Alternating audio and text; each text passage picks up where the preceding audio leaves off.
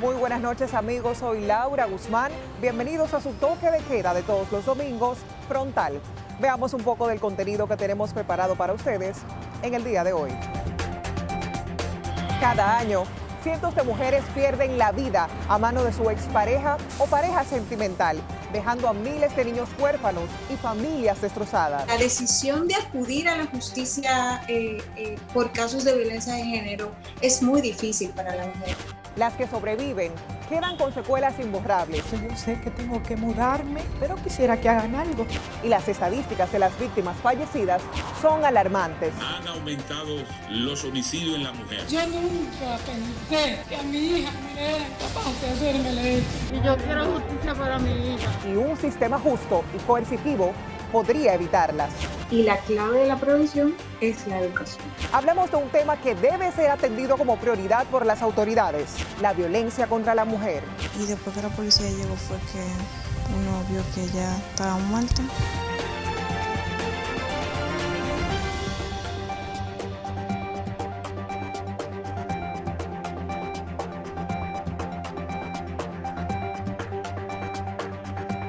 Cada 25 de noviembre se conmemora el Día Internacional de la Eliminación de la Violencia contra la Mujer, para denunciar la violencia que se ejerce sobre las mujeres en todo el mundo y reclamar políticas en todos los países para su erradicación.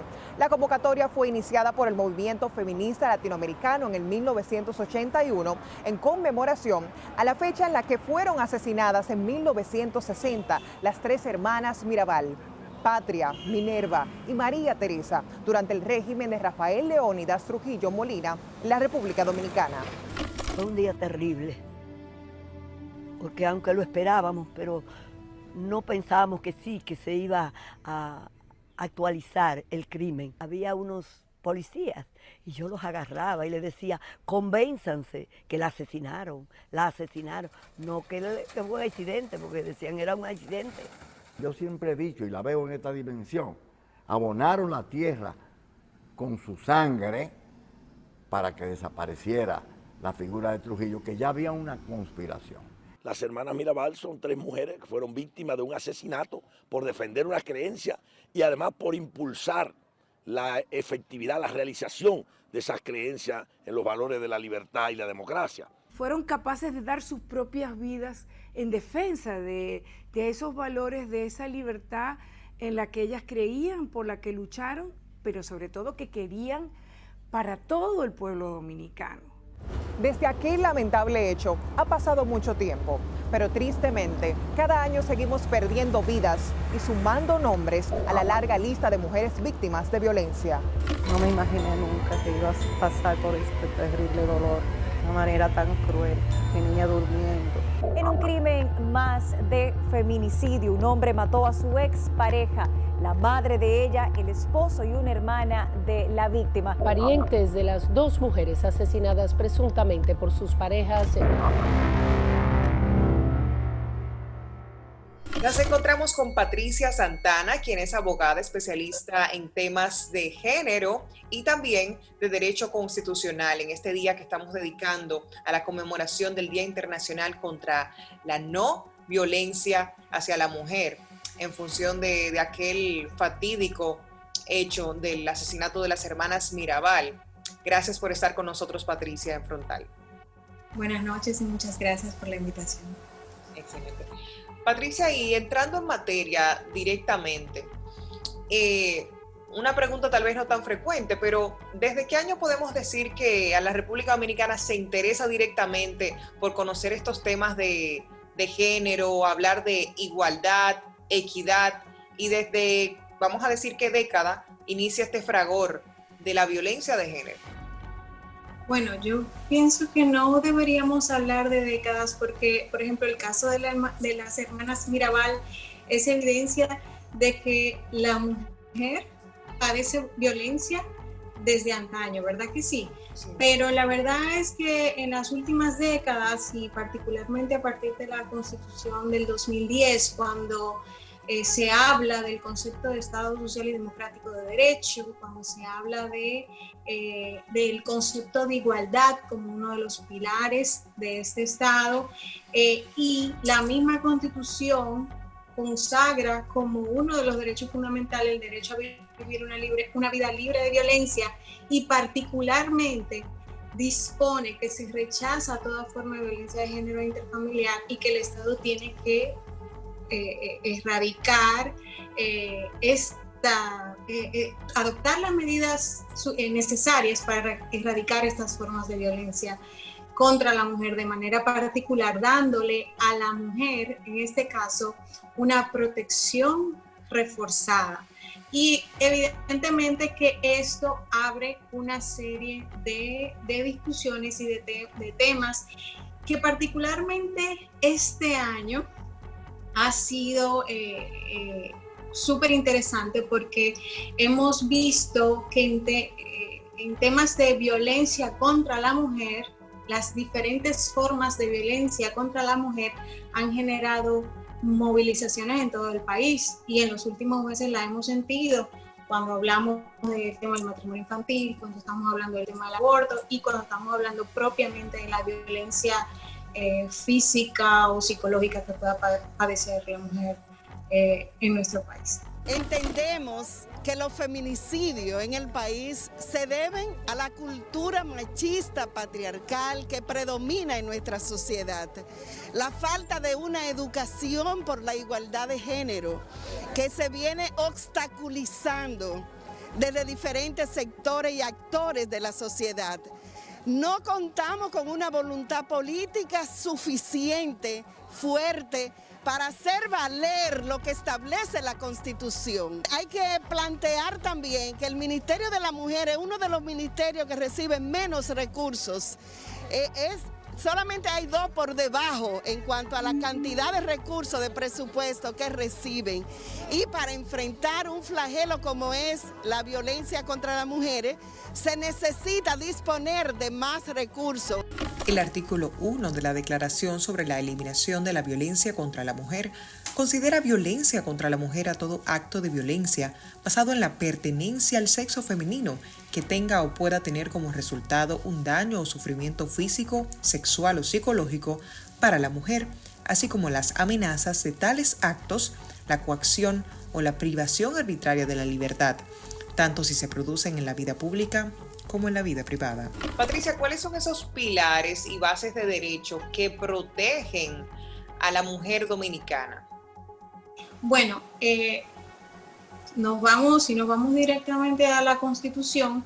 Te hablaba ya del principio de la igualdad, consagrado en el artículo 39 de la Constitución, y donde el constituyente hablaba particularmente de que el Estado debe procurar garantizar la igualdad real, que ésta se materialice entre el hombre y la mujer. Y a partir de ahí, el mismo constituyente adopta una serie de medidas. Y vuelvo y caigo en el artículo 42, que se refiere al derecho a la integridad física, ¿verdad? A la protección que debe recibir por parte del Estado y a una vida libre de violencia. Y con esto pues se le da una protección reforzada a la mujer y a la niña. Porque también cuando hablamos de violencia, no solamente hablamos de una mujer adulta, sino que niñas y adolescentes sufren o padecen distintas formas de violencia. Y la violencia en nuestra sociedad no solamente proviene de una persona. La violencia proviene de prácticas que son normalizadas en nuestro país, y puede provenir incluso de medidas adoptadas por parte del Estado. Entonces, lo que hace la Constitución es que sienta las bases para que vayamos, ¿verdad?, limpiando, pasándole la escoba a todo eso, y con el objetivo de garantizar esa deseada igualdad, erradicando la violencia, en este caso contra la mujer. Pero también a nivel legislativo tenemos como normativa vigente en la actualidad el Código Penal Dominicano, que está vigente, y la Ley 2497, 2 normas de carácter legal que ameritan de una revisión inmediata. porque no reflejan las necesidades actuales con relación a cómo enfrentar la violencia que vive la mujer el día de hoy. El feminicidio es el asesinato de mujeres a manos de hombres por el simple motivo de que estos creen tener algún derecho sobre ellas. La República Dominicana se encuentra entre los 5 países de América Latina con la tasa más elevada de feminicidios. El hombre que mata a una mujer ni está enfermo, ni es un loco, no. El hombre ejerce el permiso que esta cultura le da para cuando esa mujer decide dejarme, entonces ya no puede estar con otra. Entonces mejor yo la mato. Y luego, por cobardía, también se mata a él. Los feminicidios representan la mitad de las muertes violentas de las mujeres en el país. 8 de cada 10 feminicidios son perpetrados por una pareja íntima de la víctima, según datos de la Procuraduría General de la República. Tenemos un compromiso como Estado, desde el Poder Legislativo, de hacer también de nuestra parte para luchar, para erradicar esta tragedia social. Es también una pandemia. Cada año se cuentan en promedio 150 mujeres asesinadas por sus parejas o exparejas. Eso requiere una acción de parte del Estado para revertir esa realidad. Hace falta educación para prevenir la violencia machista, una educación en igualdad, que nuestros niños y niñas aprendan desde las escuelas que son iguales en dignidad y en derechos, y promover una cultura de paz, de tolerancia, que evite los actos de violencia, y también trabajar para prevenirla, para erradicar la impunidad. Mujeres asesinadas, hijos huérfanos, familias devastadas y víctimas potenciales aterrorizadas. Ese es el resultado de una sociedad que ha avanzado en muchas cosas, pero sigue estancada en el machismo y las desigualdades de las relaciones entre hombres y mujeres. Yo nunca pensé que a mi hija me le eran capaces de hacerme esto. Yo quiero justicia para mi hija. Esto no se puede quedar impune. Esto no se puede quedar impune. Mi hija está en sala de intensivo. Está muy mal. Y yo quiero justicia para mi hija. Y si nos detenemos en la violencia física sin resultado de muerte, un alto porcentaje de las mujeres dominicanas entre 15 y 49 años afirma haberla sufrido. En tanto, otros tipos de violencia como la psicológica o emocional también son muy frecuentes en la República Dominicana. Lamentablemente solemos enfocarnos en la violencia física porque es la que se ve, es la que tiene evidencia, es la que tiene signos, donde la gente puede ver un moretón, puede ver la rotura de huesos, puede ver marcas en el cuerpo. Pero la violencia física va más allá del golpe. La violencia física es todo toque que conlleve el objetivo de someter y controlar a la víctima. Sin embargo, la violencia emocional es la que se da en todos los tipos de relación. Tú puedes tener una pareja que vive violencia y no tener violencia física, sin embargo sí tener violencia psicológica. La violencia psicológica se tipifica donde se presentan ese daño a la estructura emocional de la mujer.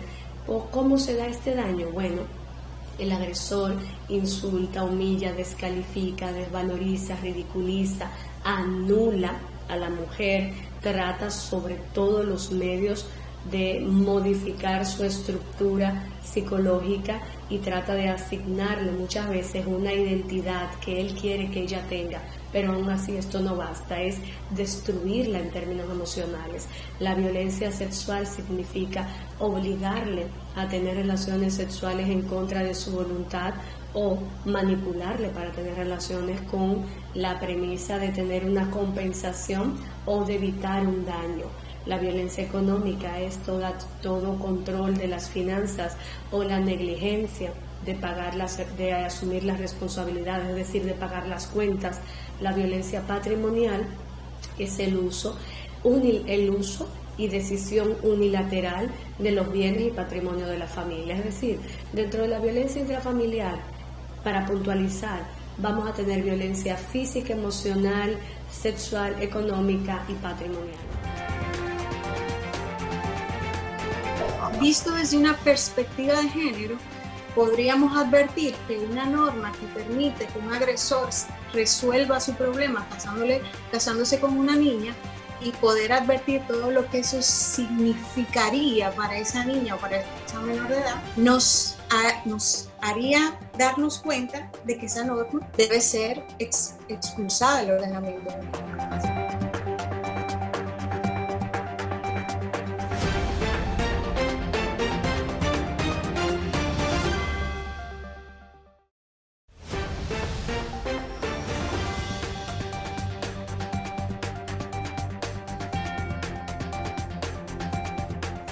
¿Por qué la mujer violentada no sale de la relación lo antes posible? Una pregunta que muchos se hacen al ver los cientos de casos en las noticias y que sin embargo no es tan fácil como suena. Son de los casos que ocurren con más frecuencia de lo que nos imaginamos, sobre todo porque hay muchas posibles explicaciones. Una de ellas es que las mujeres que se mantienen encerradas en ese círculo creen que el hombre va a cambiar y va a dejar de maltratarlas. A eso contribuye la misma expectativa que el hombre crea en la fase de arrepentimiento del circuito de la violencia, promesa que por lo regular cumple por un tiempo, pero que no se sostiene más allá de ahí. Otro elemento es el costo-beneficio. Algunas mujeres hacen una valoración, ¿qué pasará con sus vidas fuera de la relación? Sobre todo cuando hay hijos de por medio, cuando algunas son vulnerables desde el punto de vista económico y social. Influye también algo que nosotros le llamamos acción razonada. Esa es una teoría que validó con investigaciones que muchas mujeres se mantienen en la relación porque piensan que corren más riesgo saliendo de ella. Y estas investigaciones se apoyan en que la mayoría de los feminicidios se cometen cuando ya hay una separación. Entonces muchas mujeres toman este dato como un sentido de amenaza y piensan que se sienten protegidas manteniéndose ahí dentro. Hay otros factores que tienen que ver con lo sociocultural y lo simbólico. ¿Qué significa esto? Hay mujeres que no ven la salida de una relación como un hecho de protección, sino pues lo ven como un hecho de deslealtad a la familia, porque la cultura la acusa de que ellas van a romper la familia. Ahí entran unos valores culturales que incluso son incentivados por prácticas tradicionales, con malas interpretaciones que se hacen de pasajes bíblicos, que se adaptan de esta manera y así lo interpretan. Entonces todo esto es importante uno saberlo, porque a las mujeres hay que orientarlas y decirle que salir de una relación violenta no es abandonar una familia, es salvar a la familia, porque tienes primero que salvar tu vida. Aunque la violencia contra las mujeres puede ser perpetrada en diversos lugares, tanto en las calles como en lugar de trabajo, en instituciones públicas o privadas, es en el hogar donde se ejerce mayormente, por considerarse en un espacio privado donde las instancias reguladoras de derecho muchas veces deciden no involucrarse. Estas normas o fuentes de derecho son lamentablemente muy débiles porque evidencian que nos encontramos bajo un sistema de derecho que no es lo suficientemente coercitivo ni fortalecido, y las estadísticas son los resultados de lo mismo. Qué pena, ¿no? No solamente porque la debilidad viene por varios motivos, viene porque no están tipificadas todas las formas de violencia, viene también porque no se adoptan oportunamente las medidas para evitarla, ¿verdad que sí? O para frenarla, y viene también porque como hemos normalizado culturalmente, hemos normalizado la violencia, pues entonces encuentra un respaldo, esta normalización encuentra respaldo ante las debilidades de la ley. Y me explico. Por ejemplo, el Código Penal actual establece, y mira, esto es súper interesante porque hemos estado últimamente con el tema del matrimonio infantil. El Código Penal actual establece que si un seductor se lleva a una menor de edad, ¿verdad? Está cometiendo un delito, pero si se casa con ella, ¿verdad? se exime de culpabilidad. Nadie lo puede perseguir porque ya arregló todo. ¿Cómo? Arregló la agresión que cometió, arregló el acto delictivo casándose con la niña. Y esas cosas que permite la ley, particularmente lo que hacen es que normalizan algo que no es normal. ¿Me entiendes? Entonces, de esa manera, el mismo legislador comete violencia de género. Entonces, todas esas debilidades, todas esas cosas que no son coherentes con la realidad actual y de normas que no han sido analizadas desde una perspectiva de género, que también hemos demonizado el concepto, pero que no tiene nada que ver con lo que la gente piensa, sino que la perspectiva de género es una estrategia que permite que nosotros podamos ver cuáles son las particularidades o las experiencias propias de cada género, y esa estrategia, ante esas experiencias de ese género, nos van a permitir adoptar las medidas que ese género particular necesita, que puede ser mujer o puede ser hombre, ¿no? Pero hemos demonizado el concepto. Entonces, visto desde una perspectiva de género, podríamos advertir que una norma que permite que un agresor resuelva su problema casándose con una niña y poder advertir todo lo que eso significaría para esa niña o para esa menor de edad, nos haría darnos cuenta de que esa norma debe ser expulsada del ordenamiento jurídico. El país ha logrado avances en materia de atención y sanción, pero continúan presentándose miles de denuncias y decenas de casos que siguen terminando de la peor manera. Hace falta de manera urgente un protocolo que garantice la atención a las víctimas de violencia de género, violencia intrafamiliar y delitos sexuales. Alexander ya había dado señales de violencia. Precisamente 20 días antes de asesinarla, fue apresado por la Unidad de Persecución y Prevención de Violencia de Género, dejándole a Yamiri signos de estrangulamiento. Sin embargo, fue dejado en libertad 2 días después. ¿Cuántas órdenes de alejamiento había en su contra? Habían dos. No fueron suficientes. Mira, esto es tan cosa que aquí han venido 2 veces muchachos de la orden de alejamiento de allá buscándola a ella, que ni siquiera saben que ella está muerta. Me encuentro en la Unidad de Atención y Prevención de Violencia del Ministerio Público, que opera como centro coordinador de las labores de los fiscales del Distrito Nacional y su personal auxiliar investigativo y de atención a las víctimas en casos de violencia de género, intrafamiliar y de abuso sexual. Por aquí han pasado cientos de mujeres víctimas de violencia en todas sus vertientes, buscando ayuda. Mi agresor se presentó al lugar donde yo trabajo a querer agredirme. Ahí le dijo a un seguridad que iba a salir en esa misma hora a comprar una pistola para matarme. Iban a emitir una orden de arresto en esa ocasión para el caballero. La orden de arresto creo que duraba 9 días para salir. En ese lapso de tiempo, él se apersonó a la casa de una hermana que yo tengo y le dijo que si él caía preso, él iba a pagar a unas personas para que fueran a la Junta Central a hacerme daño. Un caso prueba de la necesidad de una ley integral de violencia de género y que causó indignación e impotencia en la sociedad fue el de Anibel González Ureña, una mujer de 30 años quien escapó de la muerte una vez, sin embargo fue asesinada el 31 de agosto de 2019 por su expareja. Yasmil Fernández había sido condenado a 5 años de prisión en 2017 por intentar asesinar a Anibel, agrediéndola con 7 puñaladas frente a sus niñas. Ella pudo escapar y sobrevivir milagrosamente. Sin embargo, el agresor fue sobreprotegido por el sistema, desde la policía hasta la justicia, pasando por el Ministerio Público de San Pedro de Macorís, sin que ninguna autoridad de jurisdicción nacional interviniera para evitar que se saliera con las suyas.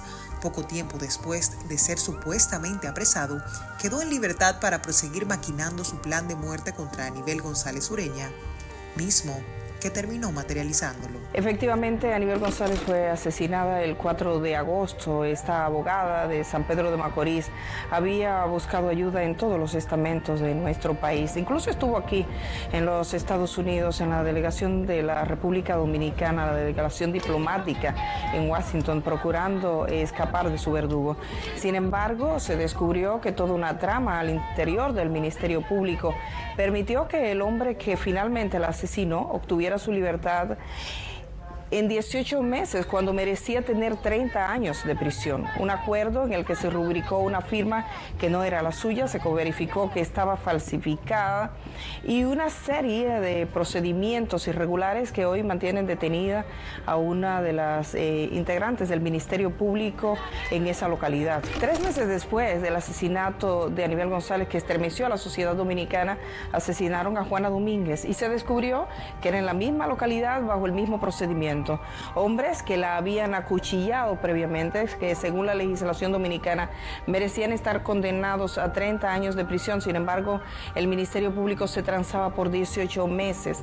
Así, el periódico Diario Libre, bajo la firma de la periodista Oglenecia, identificó que en República Dominicana había un sistema de firma de acuerdos con agresores.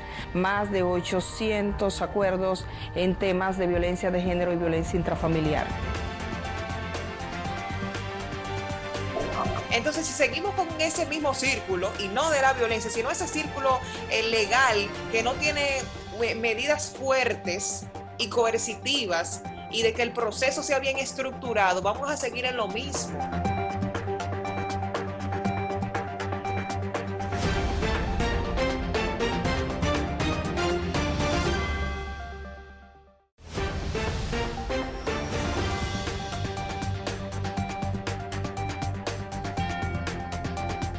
En otro segmento de nuestro programa estábamos abordando desde la génesis de la problemática de la violencia contra la mujer, que hablamos que es un tema de cultura, es un tema de educación y valores. Y quisiera conversar un poquito esta parte con usted, porque realmente es muy indignante. A veces converso con colegas, con amigos, compañeros incluso de tiempo de colegio, y esa perspectiva, cuando uno conversa con un hombre acerca de lo que piensa, acerca de la equidad y ese machismo que viene tan arraigado de la cultura dominicana, es penoso, de verdad que sí, que en este tiempo todavía estemos hablando de machismo, incluso de feminismo, y yo aprovecho el medio para decirlo porque tampoco estoy de acuerdo con el feminismo. Yo creo que los extremos radicales son totalmente malos.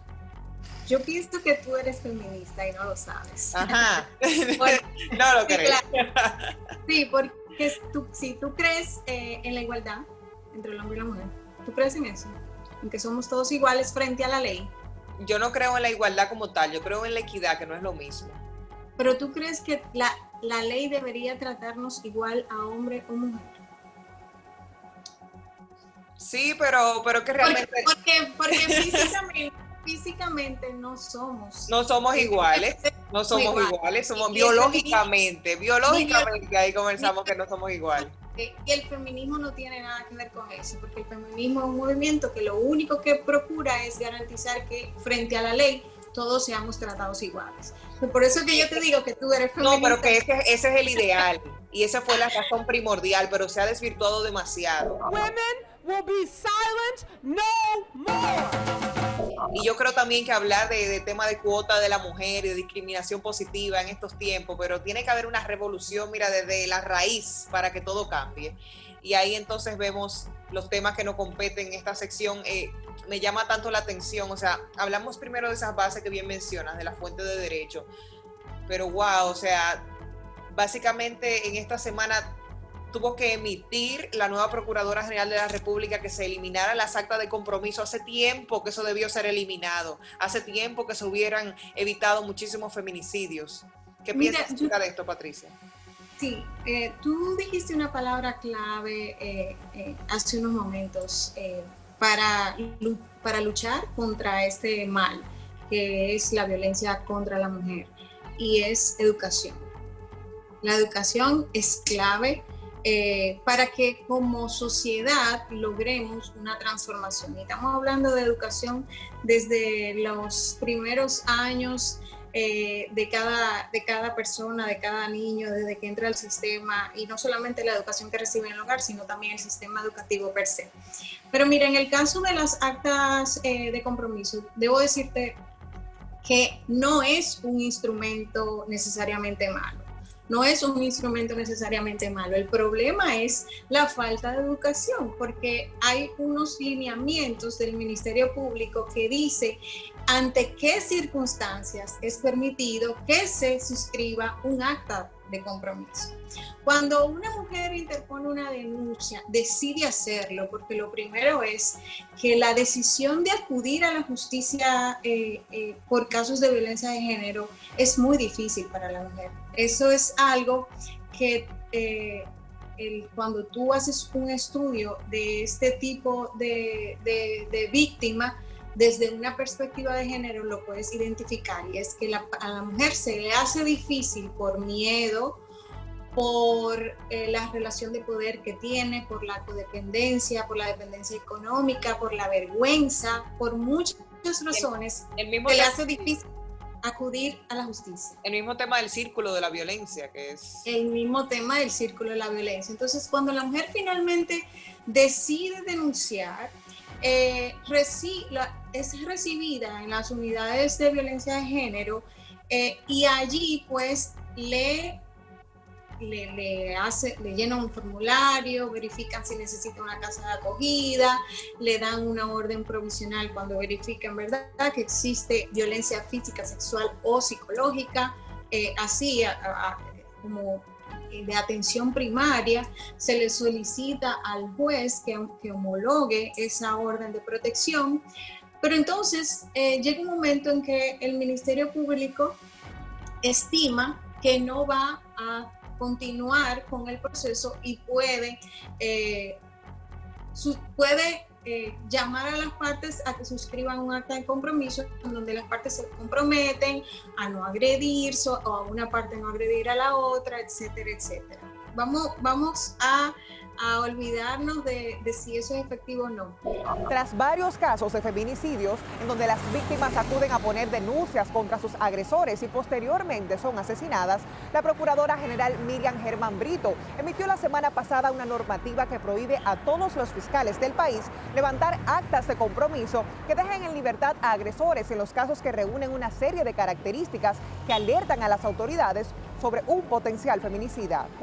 La instrucción general obliga a los fiscales que reciben denuncias de mujeres maltratadas a evaluar un conjunto de indicadores de riesgo relevantes en los conflictos de violencia con potencial feminicida, empezando por los antecedentes de violencia de género de los imputados. Los lineamientos del Ministerio Público exigen que se cumplan varios requisitos, dentro de lo cual está como requisito último que el Ministerio Público esté seguro de que la víctima no tiene una dependencia emocional de su victimario y que no está padeciendo los efectos psicológicos de la propia violencia, que los ha superado. Ese es el último de los criterios que debe observar el Ministerio Público: que no haya hostigamiento, que no haya habido amenaza de muerte, que no haya una sospecha real de feminicidio. Entonces, y luego de descartar todo eso, pues entonces asegurarse de que no hay una dependencia psicológica de la víctima. El problema está cuando tú, sin verificar esos lineamientos, tú haces a las partes irse para su casa con un acta de compromiso suscrita, porque el acta de compromiso pausa el proceso hasta tanto ocurra otro hecho, ¿entiendes? Y eso sí es peligroso. Entonces, ¿qué pasa? Que si no educamos a los órganos, a las personas que representan esas instituciones para que utilicen adecuadamente las herramientas que tienen, pues llegamos a los casos que lamentablemente hemos tenido que ver en las últimas semanas. Llegó la policía y después que la policía llegó fue que uno vio que ya estaba muerto. La medida busca reducir el riesgo de tragedias en el entorno a hombres con relaciones tóxicas con sus parejas o exparejas, incluso con su ámbito familiar. Se trata de una decisión firme que deberá facilitar el apresamiento a hombres como los responsables de matar a decenas de mujeres cada año en los casos de feminicidios del país. Yo creo que hay una responsabilidad inminente de parte y parte, porque yo puedo decir con toda seguridad que lamentablemente tenemos un Ministerio Público con demasiadas debilidades y deficiencias en ese sector y en esa materia. Es tan fácil como decir que una víctima, una mujer, va y denuncia, hace un proceso, y también hay un tema de que la pareja puede más o menos establecer un tema de sugestionamientos, que los familiares, que decir que todo está bien y firma un acta de compromiso, me voy, y entonces ya después es una estadística más. Entonces, si seguimos con ese mismo círculo, y no de la violencia, sino ese círculo legal que no tiene medidas fuertes y coercitivas, y de que el proceso sea bien estructurado, vamos a seguir en lo mismo. Yo entiendo que hasta que no exista una renovación de la legislación y nuevos mecanismos en temas de violencia de género, vamos a seguir en lo mismo. No solo, mira, en ese sentido hay un proyecto de ley para la erradicación de la violencia contra la mujer, que es un proyecto de ley que tiene sustento constitucional, la ley de la prevención, erradicación y sanción de la violencia contra la mujer, que se está haciendo el llamado con todas nuestras voces a los legisladores con el objetivo que se aprueben, porque es una ley muy completa que integra y obliga a diferentes órganos del Estado para que se involucren directamente en la protección de la mujer, pero también en la adecuada sanción y la adecuada intervención de centros para la corrección de la conducta en los casos de violencia. El Ministerio Público actúa luego que el delito es cometido.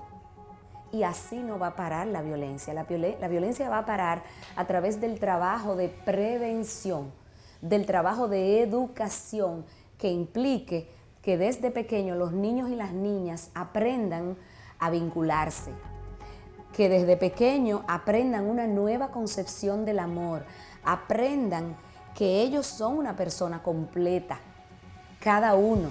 Es un trabajo integral. La violencia contra la mujer no es algo que se va a erradicar solo con sanciones.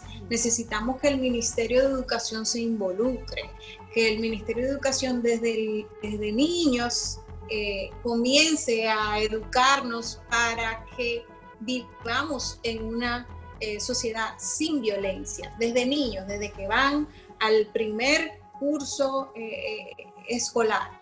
Entonces, es una labor coordinada de todos. Tiene que involucrarse en la Policía Nacional, tiene que involucrarse el Ministerio de la Mujer, se involucran otros órganos, los órganos encargados de cuidado de los niños que son víctimas también de la violencia que sufren sus madres y que pueden de hecho ellos ser víctimas de violencia intrafamiliar. Entonces es un conjunto de medidas que deben adoptarse y que deben garantizarse para proteger, para sancionar, pero también para prevenir. La prevención, y la clave de la prevención es la educación. Precisamente cerramos el mes de noviembre con desgarradoras historias de feminicidios y las más crueles formas de violencia contra la mujer. La cuarentena del COVID-19 con sus largas semanas de encierro repuntó los casos entre los 1 de abril y el 13 de noviembre. 40 mujeres entre 6 menores de edad perdieron la vida a manos de hombres. Han aumentado los homicidios en la mujer, han aumentado las riñas, ha aumentado la violencia en el hogar, ha aumentado el número de confrontación entre papá y mamá. La propagación de la pandemia de coronavirus llevó a que muchas mujeres no pudiesen ni siquiera denunciar la violencia de que eran víctimas. Y tenemos que en este periodo hay una reducción de casi un 31% de las denuncias, no porque hayan sido menos los casos de violencia de género, de violencia intrafamiliar, de violencia contra mujeres y niñas, sino porque como no se tiene la asistencia a la mujer violentada como un servicio esencial, durante un periodo de tiempo las unidades estuvieron cerradas. Decir que tenemos oportunidades de mejora, sí, es verdad, tenemos oportunidades de mejora, pero también es importante que las mujeres sepan que hay lugares en la República Dominicana, desde el Ministerio Público y desde estamentos del Estado, que le creen y le dan la respuesta. De igual manera, quisiéramos saber cuál es tu opinión en sentido general y cuáles serían esas pautas que tú darías, o sea, aparte del tema de reestructurar la ley, de la educación, o sea, ¿cuál sería ese consejo más de tu experiencia como abogada experta en la materia? Mira, como abogada experta en la materia, la recomendación inicial es que una mujer, sabiendo que una mujer que es víctima de violencia, no se le hace tan fácil acudir a la justicia para buscar la protección, por lo menos la guiemos para que busquen ayuda psicológica, porque ya cuando tienen esa ayuda y se sienten psicológicamente más fortalecidas, pues serán capaces de acudir a la justicia. Pero si van a la justicia, que no oculten nada, que vayan a la justicia, que confíen en el sistema de justicia y que exijan al sistema de justicia que se comprometa con su protección. Es importante que denuncien. A veces no queremos que hayan medidas más drásticas porque evidentemente que se trata de un asunto que involucra a tu familia, tu pareja es tu familia o el papá es de tus hijos, pero es importante que denuncies porque por lo menos ya con eso tú comienzas a dejar un rastro de lo que está sucediendo contigo. Y si es posible, acompañarte de un especialista en la materia para que te guíe adecuadamente sobre los pasos que tienes que tomar y puedas culminar el proceso garantizando la protección tuya y evidentemente la protección de todos los miembros de la familia que puedan verse afectados por la violencia. Excelente. Muchísimas gracias a la licenciada Patricia Santana por estar con nosotros en Frontal. No solo el 25 de noviembre debemos como Estado reiterar el compromiso con la lucha contra la violencia hacia las mujeres. Los valores, los principios y leyes de igualdad entre hombres y mujeres deben imperar en todo momento para frenar esta lamentable realidad que vivimos como nación. No podemos permitir ni una víctima más, ni una vida menos.